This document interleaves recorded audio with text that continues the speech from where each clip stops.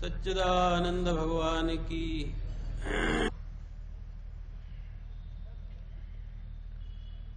लोकाभिरामं रणरङ्गधीरं राजीवनेत्रं रघुवंशनाथं कारुण्यरूपं करुणाकरन्तं श्रीरामचन्द्रं शरणं प्रपद्ये। माता रामो मत्पिता रामचन्द्रः स्वामी रामो मत्सखा रामचन्द्र सर्वस्वं मे रामचन्द्रो दयालु नान्यं जाने नैव जाने न जाने। गंगातरंगरमणीय जटाकलापं गौरी निरंतर विभूषित भावं नारायण प्रियमनंगमदापहारं वाराणसीपुरपतिं भज विश्वनाथं। यत्र यत्र रघुनाथ कीर्तनं तत्र तत्र कृतमस्तकाञ्जलिं बाष्पवारि परिपूर्णलोचनं मारुतिं नमत राक्षसान्तकम्। सीतानाथ समारम्भां रामानन्दार्य मध्यमाम् अस्मदाचार्य पर्यन्तां वन्दे गुरुपरम्पराम्। मोषम दीन न दीन हित तुम समान रघुवीर अस विचार रघुवंश मणि हरहु विषम भवगीर। एक भरोसो एक बल एक आस विश्वास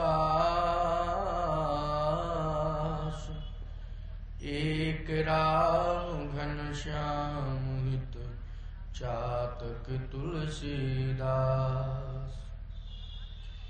बंदो श्री तुलसी के चरण जिनकीनो जग काज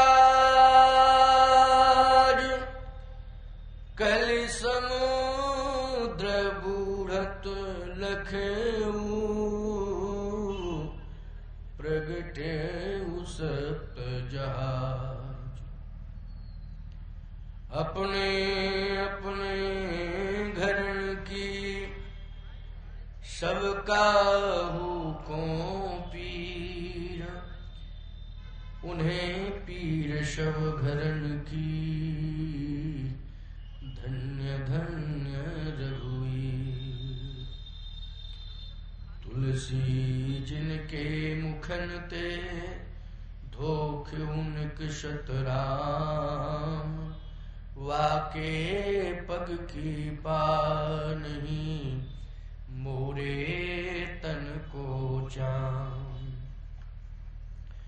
बोलिए सच्चिदानंद भगवान की, श्री अयोध्यानाथ भगवान की, श्री कामदानाथ भगवान की, श्री सद्गुरुदेव भगवान की, भक्त और भगवान की, श्री अनंत बलवंत हनुमंतलाल जी महाराज की जय। जय सीताराम। परमाध्यक्ष स्वयं प्रभु श्री सीतानाथ भगवान श्री अनंत बलवंत हनुमंतलाल जी महाराज के पावन चरणारविंदों में अनंत कोटि साष्टांग प्रणिपात करते हुए मंचस्थ संतों की श्रृंखला में श्री मेहदी बाग राम मंदिर के नवनियुक्त महंत श्री प्रेम नारायण दास जी महाराज, हमारे चांदबारी हनुमान जी मंदिर के प्रमुख व्यवस्थापक एवं धर्माचार्यों की भूमिका में श्री लल्लन महाराज, अन्य संत वृंद, मानस मनीषी जिनको मानस मर्मेंद्र की उपाधि से विभूषित किया गया, बड़े ही दिव्य भावों को परोसते हैं, बहुत ही अद्वितीय स्वाध्यायी हैं, संतों के प्रति अनन्य प्रेम है, सनातन संस्कृति के प्रति अत्यधिक समर्पित हैं, ऐसे मेरे प्रिय पंडित श्री ब्रजेश दीक्षित जी, उनके पूर्व प्रतिवर्ष इस मंच पर लगभग विगत 2 वर्षों से या 3 वर्षों से आ रहे हैं मानस मर्मक पंडित श्री राजेंद्र पाठक जी, और मंच के प्रारंभ से ही इस वर्ष मानस सम्मेलन प्रारंभ हुआ उस समय से ही पधार रहे हैं वयोवृद्ध मानस मनीषी श्री पंडित भगवती प्रसाद जी मिश्र, साथ ही इस दिव्य मंच का संचालन एवं प्रतिदिन इस मंच पर मानस की कथा को दिव्य भावों के साथ प्रस्तुत करते हैं और अनेक मानस मनीषियों को बना दिया है। इन्होंने अपने विचारों से इस मंच के लिए वो भी अपना नूतन भाव परोसते हैं, जो त्रिपाठी जी के सन्निधि में मानस पर अध्ययन किए हैं। बड़े सुंदर सुंदर हमारे श्रवण पांडे जी बड़े अच्छे अच्छे भाव मुझे सुनाते रहते हैं, है? तो इस तरह से इस मंच की गरिमा की नित्य कथा होती है इस मंच पर, और उसी परंपरा में ये प्रतिवर्ष का वार्षिकोत्सव जो मानस सम्मेलन के रूप में आप सबको श्रवण करने को मिलता है। मानस समाज, श्री रामचरित मानस सत्संग समिति, यही नाम है कि और मानस समाज श्री सत्यनारायण सत्संग समिति के जितने भी पदाधिकारी, वैसे तो सभी वृद्धो वयोवृद्धि हैं, लगभग हमारे मिश्र जी हैं, द्विवेदी जी वगैरह, नामदेव जी, सभी लोग के नाम लेना संभव नहीं होता है, लेकिन सभी मुझे दिखाई दे रहे हैं, ये सब वृद्धत्व को प्राप्त है, वृद्ध व्यंगता है, लेकिन फिर भी बहुत हिम्मत, बड़ा साहस और आवाहन भी करते रहते हैं कि नवयुवकों को आगे आना चाहिए इस मंच की व्यवस्था के लिए। तो आप सब श्रोताओं में ही तो तैयार होंगे सब इस व्यवस्था के लिए, कहीं बाहर से नहीं लाया जाएगा। नवयुवकों का आह्वान करता है ये मंच, इस मंच की व्यवस्था में सहभागी बने और इन वृद्धों को सहारा दें और इनके सुझाव को हमेशा स्वीकार करें। इस बात पर जरा गौर करना, विचार करना, क्योंकि ये गरिमा युक्त मंच है। अब ये केवल बुंदेलखंड स्तरीय मंच नहीं है, ये राष्ट्र स्तरीय मंच हो गया है। ये केवल बुंदेलखंड तक सीमित नहीं है, क्योंकि इस तरह से व्यवस्थित और बोधगम्य भावों से युक्त, परंपरा से हटकर के बात नहीं हो सकती है। भारतीय संस्कृति से संबद्ध ही, सदाचरण से युक्त ही, सदाचार से युक्त ही वक्ता इस मंच पर मंचस्थ होगा, ऐसी मान्यता है इस मंच की। तो ये राष्ट्र का गौरव है मंच। भारत में ऐसे कम मंच हैं तो, लेकिन कम मंच हैं। आजकल तो नाच गानों के मंच ज्यादा हो गए हैं, है ना, लेकिन इस तरह की कथा सुनने को मिले, यही परंपरा कैलाश पर्वत की है, यही परंपरा प्रयाग की यही परंपरा नीलगिरी पर्वत की है ना, और यही परंपरा महात्मा तुलसीदास जी की है, चित्रकूट की, दैन्य घाट, कामदगिरी। तो इस तरह से ये जो दिव्य परंपरा ये मंच दे रहा है, ये परंपरा अक्षुण्ण रहे, इसके लिए आप तैयार हो जाएं और नवयुवक आगे आवें और इस मंच को सहयोग दें। तो आइए, मैंने एक सुझाव रखा, आज अनायासी मेरे मन में प्रेरणा आई तो मैंने अपनी बात कह दी। हो सकता हनुमान जी कहलवा रहे हैं इसलिए मैं कह रहा हूं, तुलसीदास जी महाराज प्रेरणा दे रहे हैं वही कहलवा रहे हैं इसलिए मैं कह रहा हूं, नहीं तो पहले से कहीं कुछ सोचा नहीं था। और मैं तो दिन भर बिजी रहता हूं, कुछ सोच ही नहीं पाता हूं। सबसे बड़ी बात तो ये, सोच ही नहीं पाता हूं। कुछ लोग इतना घेरे रहते हैं, व्यस्तता बहुत रहती। लेकिन उर प्रेरक रघुवंश मणि, ये तत्काल बात आई। तो ये भगवान ने कहलवाया, तुलसीदास जी महाराज ने कहलवाया, हनुमान जी सामने बैठे हुए उन्होंने कहलवाया है। इसलिए इस बात पर विचार किया जाए, और जब भी इस बात को कहा जाए तो ये समझ लेना चाहिए कि भगवान ही कहलवा रहे हैं, ये किसी मानव की सोच नहीं है, ये भगवदीय सोच है। इसलिए आओ 2 बार कीर्तन कर लो, क्योंकि परंपरा का निर्वाह होना चाहिए। फिर इसके बाद समसामयिक चर्चा। आज थोड़ा सा हमें जल्दी जाना पड़ेगा, वैसे जल्दी क्या 9:30 तक तो मैं बोलूंगा ही बोलूंगा, कंफर्म है, लेकिन बहुत देर तक नहीं बोल पाऊंगा क्योंकि आज थोड़ी सी व्यस्तता है। आश्रम में प्रसादी का कार्यक्रम चल रहा है, भंडारा प्रसादी का, तो बाहर से भी कुछ लोग आए हैं, अभी अभी आए हैं। तो मैंने कहा आप बैठिए, कुछ दतिया से आए, कुछ कहीं से डबरा से आए हैं, तो मैंने कहा बैठिए, मैं आके मिलूंगा। तो उनको जाना भी है तो रुके हैं बेचारे, और कुछ कथा में भी आ गए हैं। मैंने कहा कथा सुनिए, तो शायद प्रसाद पाके वो कथा सुनने आ रहे हैं, तो यहाँ पीछे बैठेंगे। मैंने कहा आइए जरूर, तो आएंगे वो निश्चित रूप से। तो उन्हें जाना भी है, वो बिना मिले जाएंगे नहीं, बिना आशीर्वाद लिए नहीं जाएंगे, और वो मंच का के आशीर्वाद के बाद लंच से भी आशीर्वाद लेंगे, तब जाएंगे, बिना लंच के जा ही नहीं सकते हैं। इसलिए तो आओ 2 बार भगवान का कीर्तन।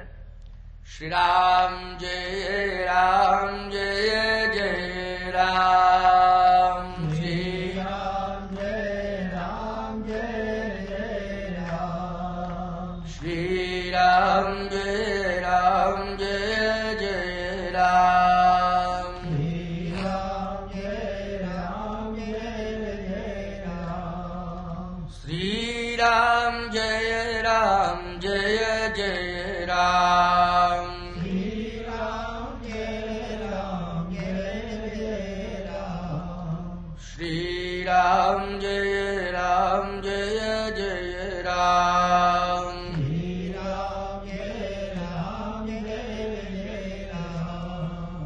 जय जय जय हनुमान गोसाई, जय जय जय हनुमान गोसाई, कृपा करहु गुरुदेव की नाई, कृपा करहु गुरुदेव की नाई, श्री राम जय राम, जय जय राम, श्री राम जय राम, जय जय राम, श्री राम जय राम, जय जय राम, श्री राम जय राम, जय जय राम। भक्तवत्सल भगवान की, सनातन धर्म की।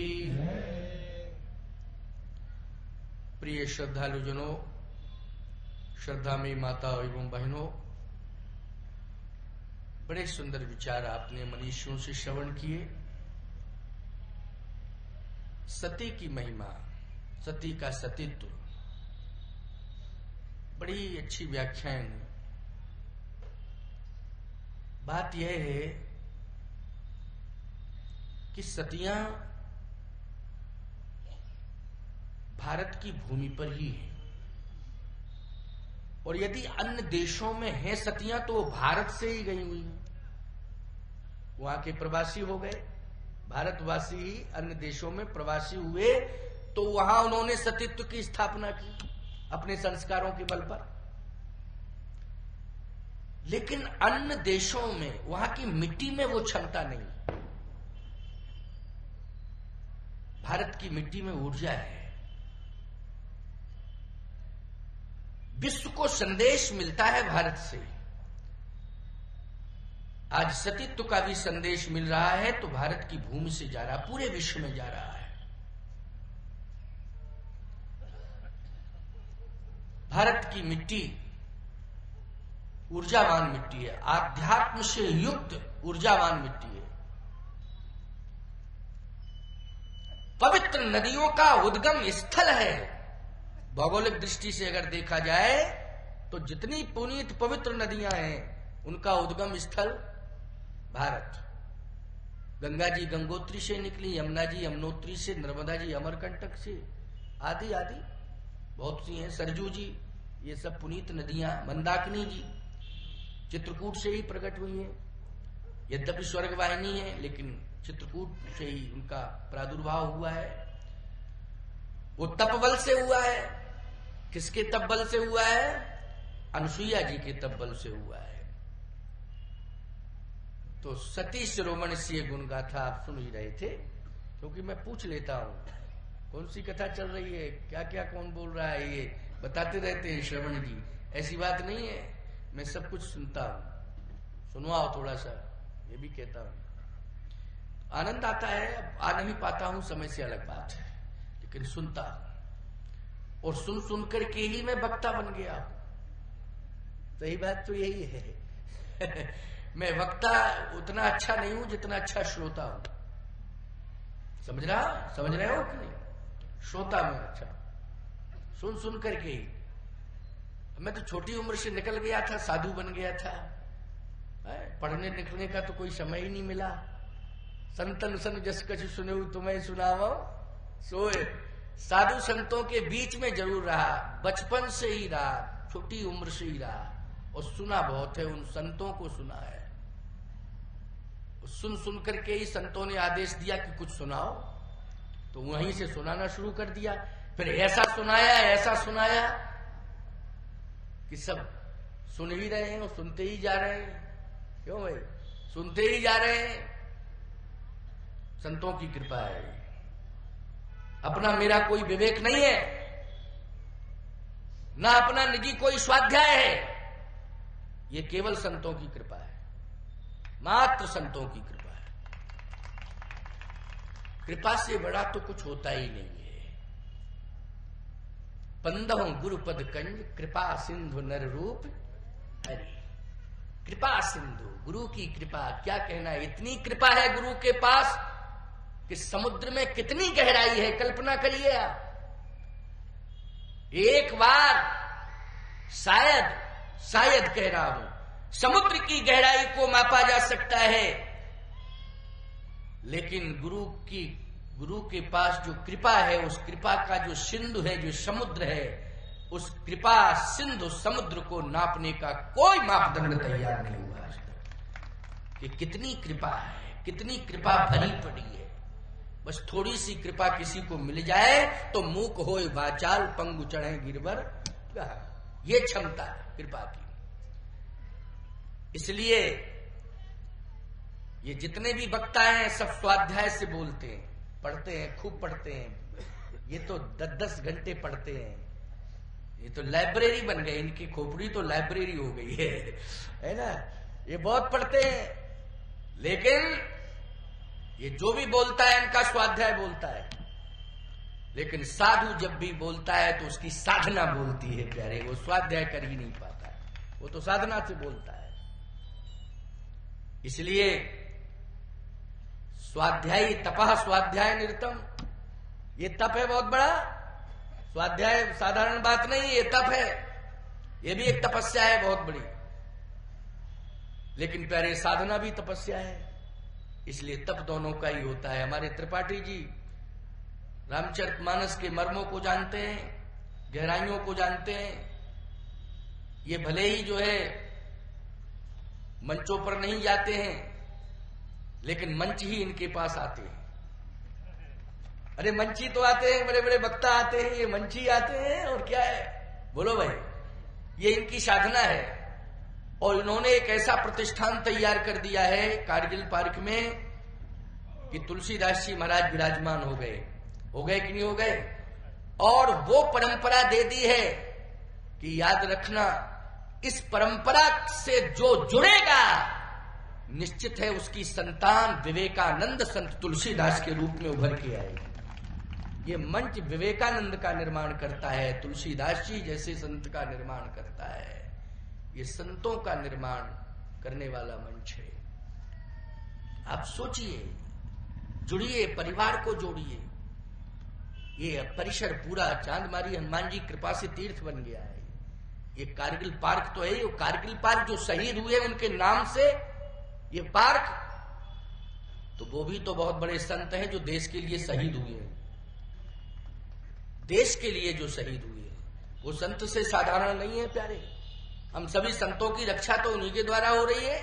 नहीं आतंकवादी पता नहीं मुंडित सिर खंडित पता नहीं क्या क्या कर डालते हैं, यानी क्या क्या विडंबना पर पहुंचा देते, लेकिन वो डटे हुए हैं, रक्षा कर रहे हैं। आज हम स्वतंत्रता पूर्वक बैठे हुए हैं, कथा सुन रहे हैं, उत्सव मना रहे हैं, दिवाली मना रहे हैं, होली मना रहे हैं, रामनवमी मना रहे हैं। बोलो किसकी बदौलत? उन्हीं सैनिकों की बदौलत। इसलिए वो सैनिक साधारण नहीं है, सामान्य नहीं है।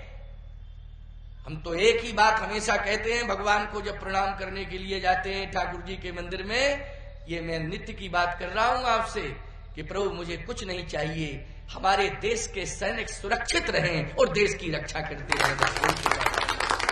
यही करिए, वो सुरक्षित है, हमारा देश सुरक्षित है, हम सब सुरक्षित हैं, हमारे मठ मंदिर सुरक्षित है। बोलो है कि नहीं? आज ये महात्मा देखो भजन कर रहे हैं, निश्चिंत है कि हमें कोई तकलीफ नहीं है, हम आराम से भजन करेंगे। इसलिए मैं कहता हूं भैया कि संस्कार लेना और संस्कार देना बहुत आवश्यक है। सती का सतित्व संस्कारों की परिणति है, संत का संतत्व संस्कारों की परिणति है। बोलो है कि नहीं? इसलिए संत और सती तीन सजावट देश को, संत सती अरुसूर। बोलो सैनिक जुड़ गया कि नहीं जुड़ गया? सैनिक जुड़ गया है। तीन सजावट देश को, सती संत अरुसूर,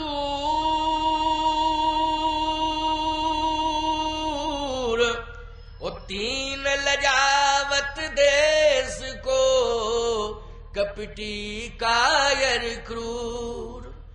इसलिए इस मंच से अगर तुम्हारा परिवार जुड़ा रहेगा तो या तो संत बनेगा, तुम्हारी संतान या संत बनेगी या सैनिक बनेगी, याद रखना। और तुम्हारी बेटी में सतीत्व आएगा, वो सती श्रोमण शेर गुणगाथा के चरित्र को स्वीकार करते हुए अपने देश को गौरवान्वित करेगी। ऐसा ये मंच है। सुनिए जरा, एक बार प्रश्न खड़ा हुआ कि आप कहते भारत में ही सती, लंका में सती नहीं है क्या? सुलोचना भाई, प्रश्न करने वाले लोग हैं, वो खड़ा कर देते हैं प्रश्न, कहे कि भाई यहां हो सकता है किसी के दिमाग में ये बात आ रही हो, लेकिन संकोच के कारण कोई बोल नहीं पा रहा हो। मैं कहता चला जा रहा हूं कि भारत में सतियां, लेकिन लंका में भी सती। बोलो है? उसका क्या नाम है? सुलोचना। आप कहो महाराज अच्छा, तीनों है लंका में, सुलोचना जैसी सती है, मेघनाद जैसा सैनिक है और विभीषण जैसा संत है। चलिए आइए प्रसंग सुनिए। सुनाना तो पड़ेगा ही, ऐसे काम थोड़ी चल जाएगा। फेंकू फेंकू बातें करता रहूंगा, उसके पास क्या क्या लोग कहेंगे इस प्रवचन सुनने के बाद कि महाराज तो आज बस यही कहती रहे, त्रिपाठी जी ऐसे हैं, ब्रजेश जी ऐसे हैं, लल्लन जी ऐसे हैं, महंत प्रेम नारायण दास जी ऐसे हैं, इस तरह से सुनाते रहे बस है। नहीं नहीं, सुनिए, हम सुनाने के लिए ही बैठे हुए हैं, चिंता मत करो। तीनों हैं लंका में। महान सती है सुलोचना, और सैनिक मेघनाद जिसने लक्ष्मण को मूर्छित कर दिया, ऐसा मूर्छित किया कि भगवान राम को रात भर रोना पड़ा। और भगवान राम रोते रोते एक ही बात बोले, ऐसा शब्द कभी नहीं बोला भगवान ने जैसा लंका में बोला लक्ष्मण शक्ति पर। इतनी उदासीनता, वो परमात्मा जो संसार की उदासीनता दूर करता है, वो स्वयं उदास हो गया, निराश हो गया। जिसके लिए हम कहते आशा एक राम जी से दूजी आशा छोड़ दे, नाता एक राम जी से दूजा नाता तोड़ दे। लेकिन वो निराशावादी होकर के बोल रहा है। क्या बोल रहा है? जो जन तेऊ बल बंधु बिछोहू,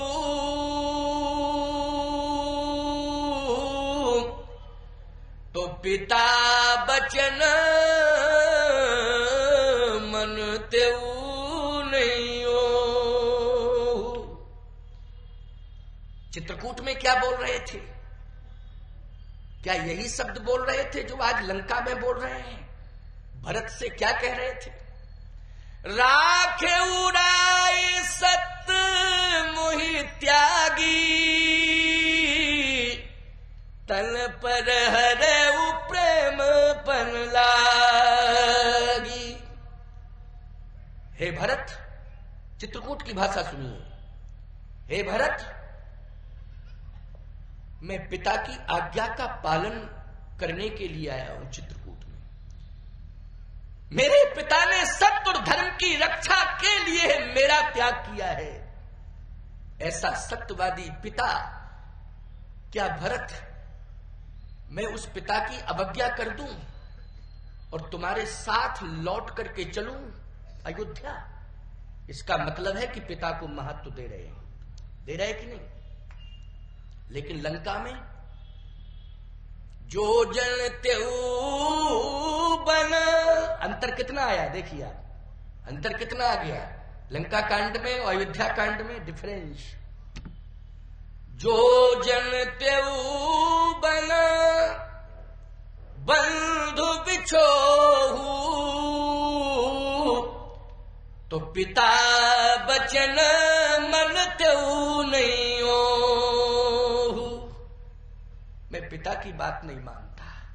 अगर ऐसा जानता कि ये होगा, क्यों भाई? यहां लक्ष्मण है, वहां भरत है। यहां लक्ष्मण है, वहां भरत है। यहां लक्ष्मण को देख के कह रहे हैं कि पिता वचन मनते नहीं हो। वहां भरत को देख के कह रहे हैं राखो राय सत्य मोहि त्यागी, तन पर प्रेम पन लागी। लेकिन तासु वचन मैटत अति सोचू, बहुत सोच हो रहा है, लेकिन तैते अधिक तुम्हार सकोचू। लेकिन प्यारे, सिद्ध ये हो रहा है कि आज भगवान अत्यधिक उदास है। ये उदास किसने किया है प्रभु राम को? मेघनाद ने किया है। क्योंकि शक्तिवान दे करके मेघनाद ने उदास किया है, और इतना उदास किया है कि अयोध्या छोड़ने के लिए तैयार है। जय हो अवध, स्पष्ट लिखा है कि नहीं लिखा है? कवन मोहिलाई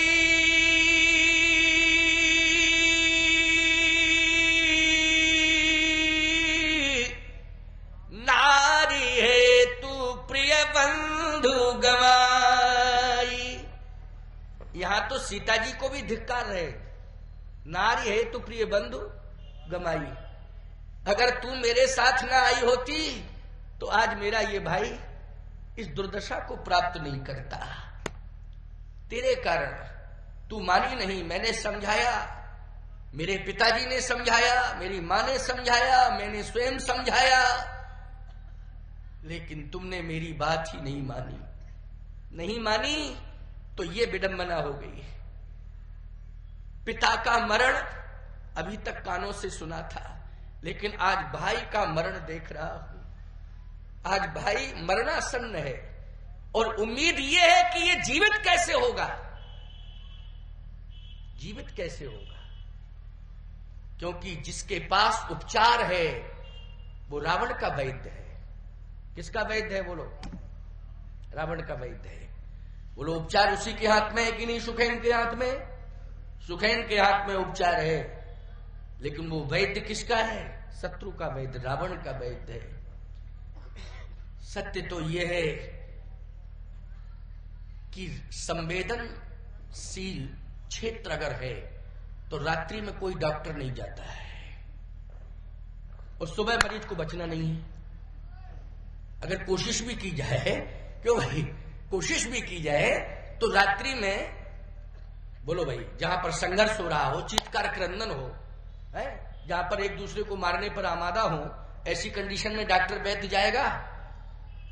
मरने जावे क्या? मरीज बाद में मरेगा, पहले डॉक्टर ही मर जाएगा। कंडीशन ठीक नहीं है। मुश्किल है कैसे सुखैन वैद्य को बुलाया जाएगा, और सूर्य उदय के पहले संजीवनी आनी चाहिए। बोलो ये कंडीशन है, मुश्किल। भगवान के हाथ की ताकत क्या है, पहले इस पर विचार करो। ये तो सुखैन वैद्य है। क्या है सुखैन वैद्य? ये वैद्य भर है केवल। भगवान के हाथ में जो ताकत है, सुखैन कहे तो सुखैन को तो संजीवनी बूटी लानी पड़ेगी या मंगवानी पड़ेगी। संजीवनी बूटी नहीं आएगी तो सुखैन का बाप भी ठीक नहीं कर सकता है लक्ष्मण जी को। बोलो, संजीवनी के अलावा कोई उपचार नहीं है। लेकिन भगवान को तो मंगाना ही नहीं है कुछ, उनके हाथ में वो ताकत है, त्रैताप नष्ट करने की ताकत। दैहिक, दैविक, भौतिक, 3 प्रकार के ताप होते हैं, होते हैं नहीं? दैहिक, दैविक और भौतिक। ये तीनों तापों को नष्ट करने की क्षमता भगवान के हाथ में है। शीतल सुखद छाह जही कर की, मैं तत् पाप ताप माया, निस्वासर तहि कर सरोज की,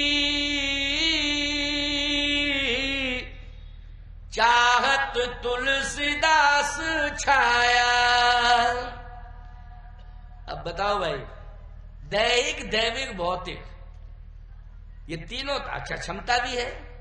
कर पर सासु ग्रीव शरीरा, तनवा कुलस गई सब पीड़ा, कर सरोज सिर पर सेऊ, कृपा सिंधु रघुवीर, निरख राम छवि धाम मुख, विगत भई सब पीर।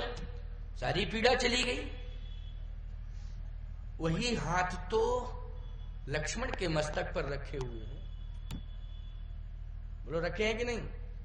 अरे उन्हीं हाथों से तो बार बार उठा के हृदय से लगा रहे हैं। अर्ध रात गई कपि नहीं आयो, राम उठाए अनुज उड़लायो। तो उठाया किससे? हाथों से ही उठाया कि नहीं? स्पर्श हो रहा है,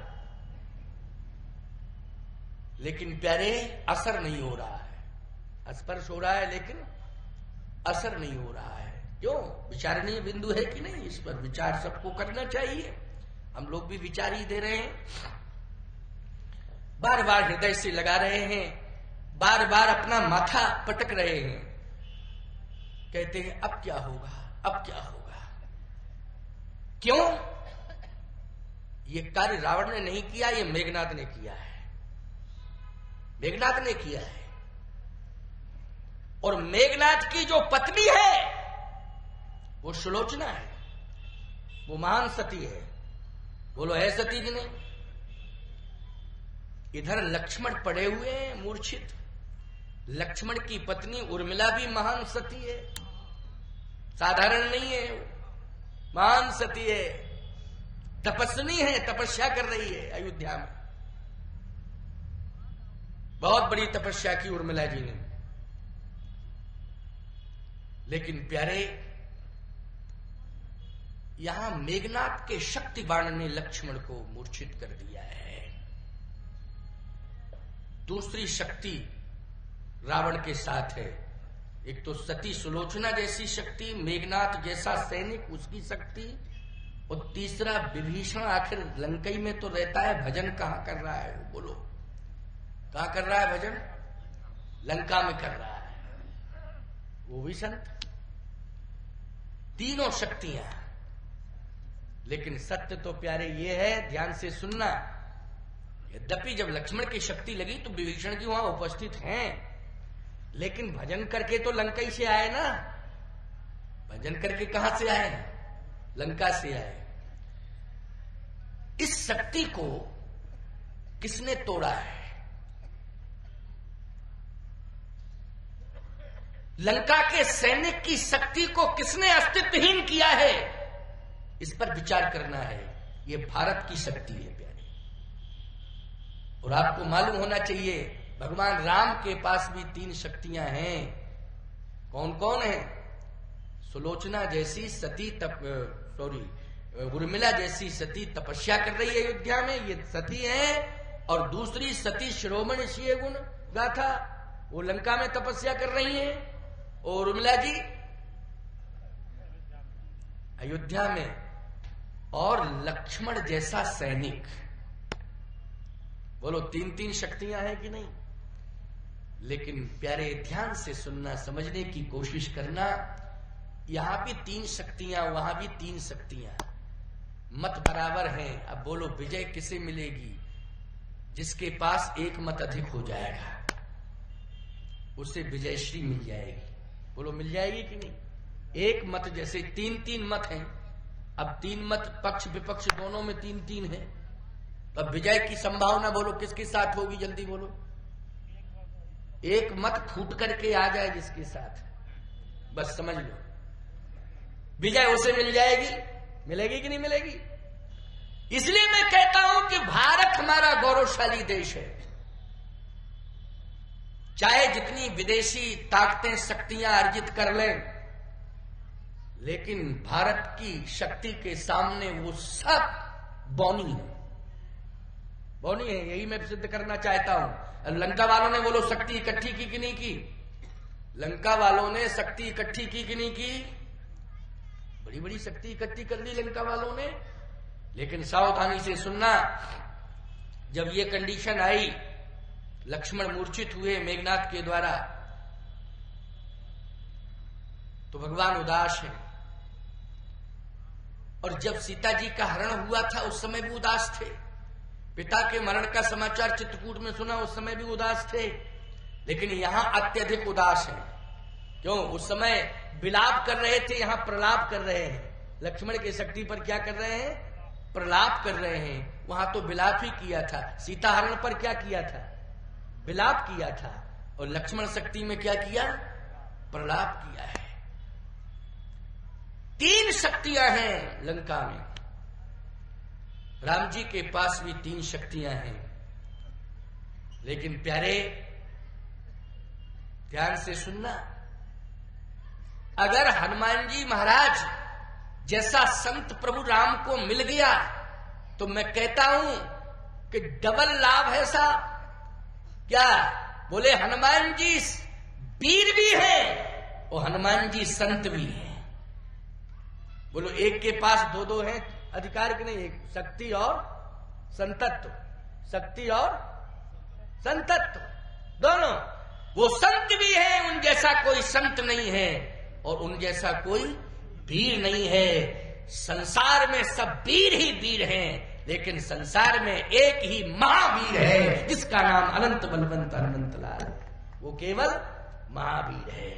और बोलो महावीर किसके साथ है? भगवान राम के साथ। अब हो गए 4। बोलो हो गए 4 मत कि नहीं? अब विजय तो मिलनी चाहिए। हनुमान जी बोले चिंता मत करो प्रभु, अब घबराने की जरूरत नहीं है। कहे नहीं, अभी घबराहट तो है। क्यों? बोले विभीषण का भजन इतना प्रभावशाली है, इतना प्रभावशाली है कि सारी शक्तियां लग जाएंगी, लेकिन विभीषण का प्रभाव, भजन का प्रभाव लंका में काम करेगा, निश्चित रूप से करेगा काम। तो हनुमान जी ने कहा कि आप दुखी मत हो। क्यों? कह सबसे बड़ी ताकत जो है विभीषण की है ना, तो आप चिंता क्यों कर रहे हैं? हम विभीषण ही को ले आते हैं, विभीषण को ही ले आते हैं, क्या दिक्कत की बात है? अच्छा एक बात बताओ भैया, विभीषण को लाने में पूरी भूमिका किसकी है रामादल में? बोलो। हनुमान जी की है, पूरे रामादल में हनुमान जी की भूमिका है। अंगद तो फैल हो गया, अंगद कहा जाऊं मैं पारा जिए संशय का फिरती 12, मैं तो जा सकता हूं, लौट के नहीं आ सकता हूं। लेकिन हनुमान जी ने कहा कि सरकार सबसे बड़ी ताकत यदि आप विभीषण की मान रहे हैं तो आप आदेश तो दो, मैं विभीषण को ही ला दूंगा। और जब सुखैन की बात आई तो कहा मैं सुखैन को ला दूंगा। क्यों भाई? और संजीवनी की बात आई, संजीवनी को ला दूंगा। जो भी जरूरत पड़ रही हो मैं सब कुछ दे दूंगा। क्यों भाई? यही बात है कि नहीं? चिंता करने की जरूरत नहीं है, घबराना तो बिल्कुल है ही नहीं, घबराने की आवश्यकता नहीं है। 15 मिनट है, अभी घबराने की जरूरत नहीं है। देखो कीर्तन सुनाएंगे, परसों भी सुनाएंगे। देखो ये आगरा से भी आ गए हैं श्रोता हमारे। देखो तो 15 मिनट की चर्चा है, फिर चिंता मत करना, उसका स्पष्टीकरण कल परसों में हो जाएगा, परसों में नहीं तो बरसों में हो जाएगा, हो जाएगा। चिंता करने की क्या जरूरत है? क्यों भाई? है ना, होगा सम्मेलन, ये चलेगा तो समाधान होगा, और सम्मेलन तो चलेगा ही चलेगा, निश्चित रूप से चलेगा, है ना। चिंता नहीं करना। और कोरोना के बारे में डरना नहीं है। कोरोना ने 2 साल नहीं होने दिया ना, 2 वर्ष, 1 साल, केवल 1 साल नहीं होने दिया कोरोना ने। वो भी अगर जवानों की कमेटी होती तो करवाई देता, लेकिन बूढ़ों की थी, क्या बताना। नियम पूरा किया। अंदर तुलसीदास जी महाराज के यहाँ नियम पूरा किया है, सूक्ष्म में कथा की गई। नियम टूटा नहीं है। नियम कैसे टूटता? ये तो हनुमान जी की कृपा, और तुलसीदास जी महाराज साक्षात विराजमान हो चुके हैं। तो वो कथा तो भले ही उन्होंने लिखी है, लेकिन वो कहते हैं हनुमान जी श्रोता है, इसलिए सुनाना पड़ेगा। तो हनुमान जी ने कहा कि आपको चिंता नहीं करना है।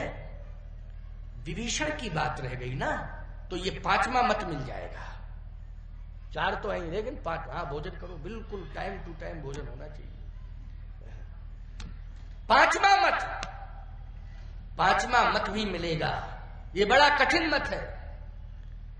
वो मत देना चाहता है बेचारा, आना भी चाहता है, लेकिन लंका से निकल पावे तब ना। क्यों भाई? कोई पाकिस्तान में फंसा हो, वो खूब कोशिश करे आने की, लेकिन आने दे लोग तब ना। कितने हिंदू हैं बेचारे जो आने की कोशिश कर रहे हैं कि हम भारत में ही आ जाएं, लेकिन आ नहीं पा रहे हैं, बड़ी समस्या है। लेकिन आज के पेपर में एक खुशखबरी है कि वहां पाकिस्तान के हिंदुओं ने कहा कि हम तो अपने मंदिर, जो हमारा मंदिर तोड़ा गया था, हम उसी में क्या मनाएंगे, उत्सव मनाएंगे, क्या कुछ देव दिवाली मनाएंगे। देव दिवाली जो है दीपावली, वो देव दिवाली जो देवोत्थानी होती है ना, उसको हम मनाएंगे।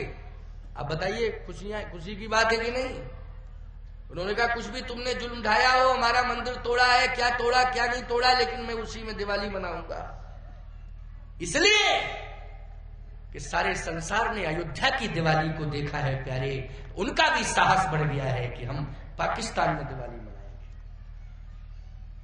ये भी वीर हैं, सूरवीर हैं। बोलो, जो इतनी हिम्मत जुटा रहे हैं वो क्या है? वो सूरवीर हैं। वो भारत के ही है, लेकिन सूरवीर हैं। उन्होंने वहां सूरवीरता दिखाई। मैं कहता हूं कि जहां पर असामाजिक तत्व रहते हैं, प्रतिकूल वातावरण है, वहां प्रतिकूल वातावरण में यदि आप धार्मिक अनुकूल वातावरण बना दें तो ये बहुत बड़ी विशेषता है। बोलो है कि नहीं? जहां असामाजिक तत्व रहते हैं वहां सामाजिक कार्य आप करके दिखा दें, ये बहुत बड़ी उपलब्धि है उपलब्धि कि नहीं? ये सबसे बड़ी उपलब्धि है। और मैं कहता हूं कि विभीषण की सबसे बड़ी उपलब्धि है कि वो लंका के प्रतिकूल वातावरण में अनुकूलता पैदा किए हुए, अनुकूलता बनाए हुए है। ये सबसे बड़ी ताकत है, सबसे बड़ी उपलब्धि है। और इसी बात से भगवान राम कहते हैं कि वो बहुत बड़ा संत है, क्योंकि समुद्र के किनारे भजन करना या रामेश्वरम में भजन करना या चित्रकूट में, अयोध्या में भजन करना, ये सरलता और सहजता की बात है। बोलो है कि नहीं? लेकिन लंका में भजन करना, जहां कहूं मही सुमान सुधेन खरयज निशाचर भक्षही। बोलो भाई, ऐसी कंडीशन में भजन करना ये बहुत बड़ी बात है। हे हनुमंत, वो प्रतिकूल वातावरण में अनुकूलता बनाए हुए है, भजन कर रहा है। हनुमान जी ने कहा कि सरकार आप चिंता न करें, वो ताकत आपको मिलेगी, आपको मिलेगी वो ताकत, लेकिन आप मेरे जैसे सेवक पर विश्वास करें तो। मुझे तो तुम्हारे ऊपर ही विश्वास है, सबसे ज्यादा विश्वास राम जी बोले मैं तुम्हारे ऊपर करता हूं, इसलिए मैं विश्वास रखता हूं। विचारवान श्रोताओं, विचार करना, विभीषण जैसे संत को और विभीषण जैसे तपस्वी को राम जी के साथ पांचवें मत के रूप में विजय श्री दिलाने के लिए ये अहम भूमिका का निर्वाह किसने किया है? हनुमान जी ने किया, किसी ने नहीं किया, केवल हनुमान जी ने किया। और एक बात और बता दें आपको, विषाक्त वातावरण में, लंका के विषाक्त वातावरण में हनुमान जी बिना शस्त्र के गए विभीषण के पास, बिना शस्त्र के। जब युद्ध हुआ तब तो गदा आदि का प्रयोग किया है, लेकिन जब लंका गए तब हमारी समझ में तो नहीं ले गए गदा, ले गए क्या? नहीं ले गए। लंका पहली बार गए, गदा ले ही नहीं गए, गदा को रख के गए। फिर क्या ले गए? कुछ भी नहीं ले गए, खाली हाथ। आप कहो किसी को तो ले गए होंगे, भगवान को हृदय में धारण करके ले गए। ईमानदारी से बताओ, शस्त्र पर भरोसा करते हो कि भगवान की कृपा पर भरोसा करते हो? बंदूक की गोली मिस हो सकती है, वो हो गई, कितने लोगों पर हो गई है? मैं कहता हूं अयोध्या में, ये मुझे लगता है सन 92 की घटना, नहीं 92 में तो वो राम कार सेवकों पर गोली चलाई गई थी। महंत नृत्य गोपाल दास जी महाराज के ऊपर बम छोड़ा गया था, गोली चलाई गई थी, ये सन 96 की घटना है, सन 96 की घटना है, मुझे स्मरण है। लेकिन प्यारे वो सारे कारतूस मिस हो गए, वो बम मिस हो गया, बोलिए, वो सब मिस हो गया, बिल्कुल सामने से सब कार्य हुआ। ये सरयू स्नान करने जा रहे थे, सुबह 4 बजे की घटना। ये गोंडा के कुछ आ गए असामाजिक तत्व, वो गोंडा पास में ही है, और उन्हें सामने फायरिंग की साथ, इसके बाद बम फोड़ा, लेकिन सब कुछ मिस हो गया। ईमानदारी से बताओ, ये शस्त्र की ताकत थी कि भगवान की कृपा की ताकत थी? सोचो जरा, भगवान की कृपा की ताकत थी, कृपा ने बचाया। बोलो बचाया कि नहीं? ऐसे ही हनुमान जी महाराज जो है शस्त्र लेकर के नहीं गए, विभीषण को एक बहुत बड़ी ताकत है, बहुत बड़ी शक्ति है। इस बात को भगवान राम जानते हैं कि सीता भले ही लंका में है, लेकिन सीता तो मेरी शक्ति है, वो मेरे साथ है, वो मेरी शक्ति है। लेकिन मुझे एक विशेष शक्ति हासिल करनी है, वो उपलब्धि मुझे होनी चाहिए विजय श्री पाने के लिए, वो है विभीषण। कौन है? विभीषण। मैं कहता हूं, संत को आप यदि प्रभावित करना चाहते हैं तो शास्त्र से प्रभावित करेंगे कि शस्त्र से? शास्त्र से। बाण से प्रभावित करेंगे कि वाणी से? वाणी से, बाण से नहीं।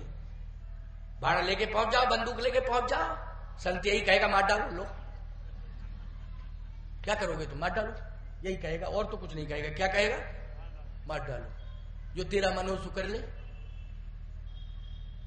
रोटी राम बाबा इतने बड़े संत हुए, सुमेरपुर वाले, बरुआ सुमेरपुर वाले रोटी राम बाबा बहुत उच्च कोटि के संत हुए।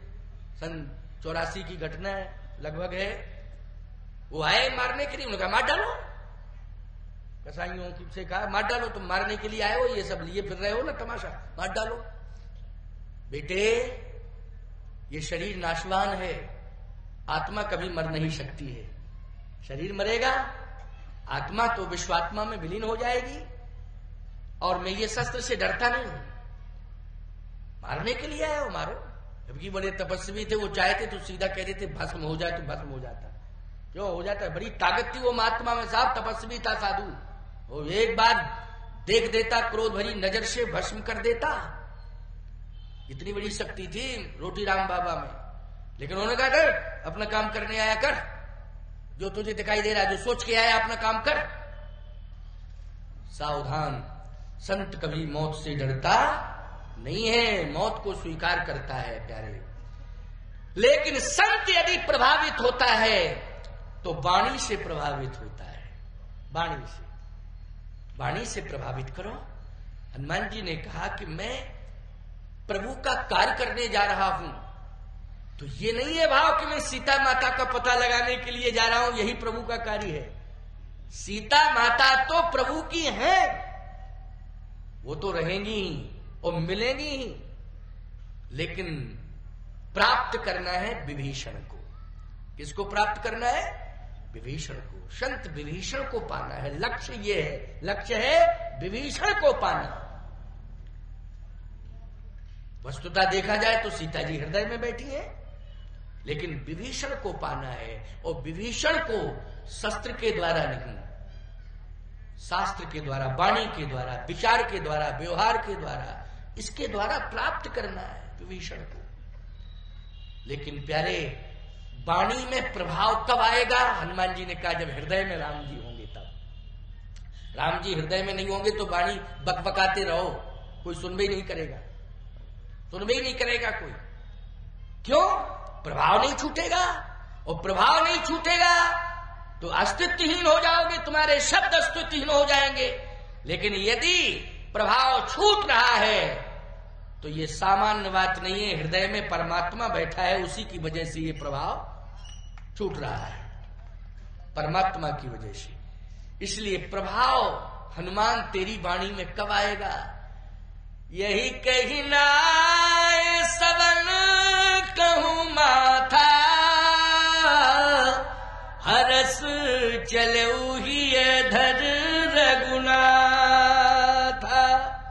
हरस चलऊ ही धर रघुनाथा। बार बार रघुवीर सवारी, तरक पवन तनय बल भारी। इसका मतलब है कि भगवान मिल गए तो बल भारी, बल बढ़ गया। बोलो, बल भारी का अर्थ क्या करोगे? बल बढ़ गया।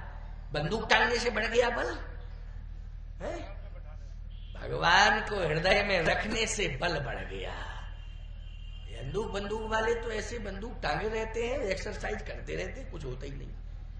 कितने लोगों की छीन ली गई बंदूक जो भाई, कितने लोगों की छीन ली गई। ये शस्त्र वस्त्र किसी काम के नहीं है। शस्त्र किसी काम के नहीं होते हैं प्यारे। आज ये शस्त्र वर्तमान में प्रदर्शन बन गए। शस्त्र तो सार्थक उनके हैं जो बॉर्डर पर लगे हुए सैनिक हैं, उनके शस्त्र वास्तव में शस्त्र है। बोलो, है कि नहीं? वो है शस्त्र। मैं कहता हूं, क्या मिल जाएगा तुम्हें? किसी को मार दोगे, क्या मिलेगा? अपयश भी मिलेगा और भले ही तुम शत्रु को मार रहे हो लेकिन जेल भी मिलेगी। एक अपराध की धारा में बंध जाओगे, भले ही तुमने शत्रु को क्यों ना मारा हो। लेकिन मैं एक ही बात कहता हूं, मारना है तो मुझसे सीखो कैसे मारना है। अब सबके कान खड़े हो गए। पुलिस भी लगी होगी बाहर, कहीं टहल रहे होंगे, अगर अस्त गस्त में वो सुन रहे बाबा मारने का तरीका सिखा रहा, रामायण पढ़ा रहा है कि मारने का तरीका। ये कौन महात्मा आ गया है जो मारने का तरीका बता रहा है। मारो, कैसे मारो। मारना है अगर किसी को, मारना है अगर किसी को तो मार दो एहसान से। फायदा क्या मिलेगा अगर मार दोगे जान से। बदला दे सकता है जान का मारा हुआ और सिर उठा नहीं सकता एहसान का मारा हुआ। यह है तरीका। इसलिए सत्संग से कुछ सीखो। हनुमान जी ने कहा कि कोई शस्त्र की जरूरत नहीं है, बल मिल गया। क्यों? प्रभु मिल गए और बल तरके उपवन तनय बल भारी। अब तो भारी बल मिल गया, अब सफलता मिलेगी। देखो भगवान हृदय में है लेकिन माध्यम कौन बने?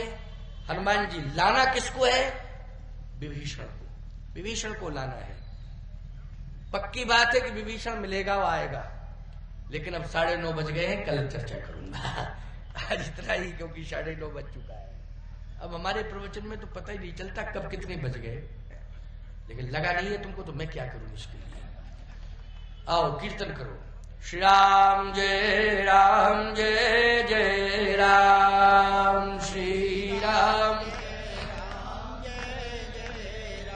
हम श्री राम जय